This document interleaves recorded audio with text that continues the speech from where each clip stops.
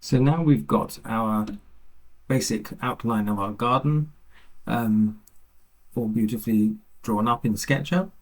And now I'm going to make a trough to go into on top of the lawn. And this is where we're going to learn how going into 3D works. So our trough is going to be, I'll use the rectangle tool, and I'm doing it on the face of the lawn. And if we look at the bottom right, remember a rectangle, we have two things we draw in. So I'm going to make this 2 meters, so 2000 millimeters by 500. So I type 2000, 500, enter. And I've now got something that represents a trough. And I can double click on that, make it a group, and we'll call that group, rename it to trough. And now I'm going to make this trough into a 3D trough. So to edit a group, you need to double click on it. Okay, so if I select things now, if I select an edge, it's on anything, it's not just selecting the edge, it's selecting that whole group. But to work on this trough, I need to work on the edges and faces of it. So I double click, and you'll notice everything else has gone kind of grayish, and there's a dotted line showing that I'm editing a group. Now if I click on individual lines, just like before we made it a group, we can select all of these different things separately, okay, including the surface. So to make this into 3D, we use a thing called the push-pull tool, and the push-pull tool looks like this, and it's used a lot in SketchUp because SketchUp is great for doing stuff in 3D. You can also press P on the keyboard to select the push-pull tool, and then you go to your surface and just click once, and again it looks like nothing's happened until I move my mouse, and now it is moving this object up and down. And like with all other tools, I can press the middle mouse button and rotate while I'm using the push-pull tool. I can zoom in and out while I'm using the push-pull tool. And what you do with the push-pull tool is like many other things, you move in the direction you're push-pulling, and you type the height of the trough in this case, and this trough is going to be 800 millimeters high, like so. So quite a big trough.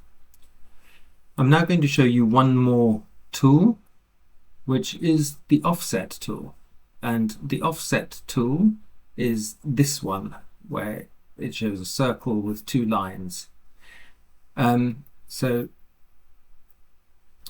I can either click on that, or rather confusingly it's the letter F, but if you don't remember F, then just select the tool from the tool set.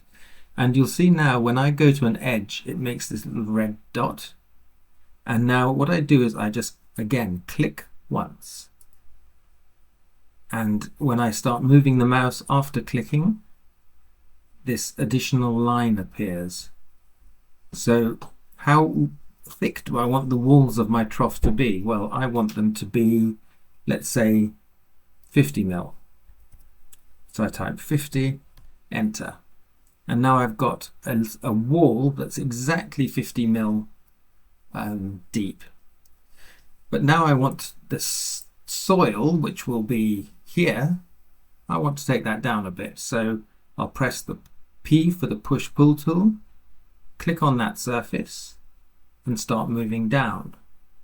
And let's say the soil is 50 mil below the surface. So I'll type 50, enter, and we have got a 3D trough, and it's a group, so I can move the trough wherever I want it in the garden.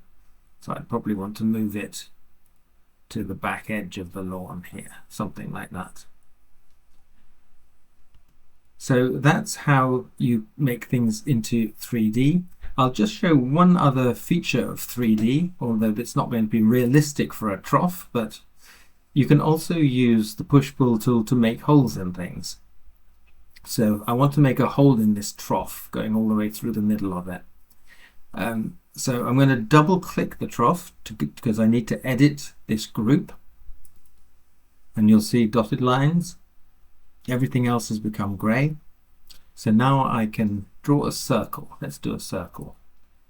And it's on the face of the trough here. One click, move, and I'll just pick a random size. And what that's done is it's created a surface. So we've got two surfaces on this trough now. We've got the circle and everything else. So select the circle, and I'm going to choose the push-pull tool again, which remember is the letter P. That's the push-pull tool. So when I press letter P, that gets selected. Go on the surface of the circle, click once, and I can either pull out a round protrusion, or if I go into it, it's going to make a hole through the trough. Now remember we talked about inferencing. I can point to the back edge of this trough now before I click, and that'll say I want to push-pull as far as the back edge of the trough. And so I'll click there, and we have a hole all the way through the trough. Okay, so that's the fundamentals of how we make stuff into 3D. I'm just going to Control Z out that rather surreal hole in the trough, and we'll end this lesson there.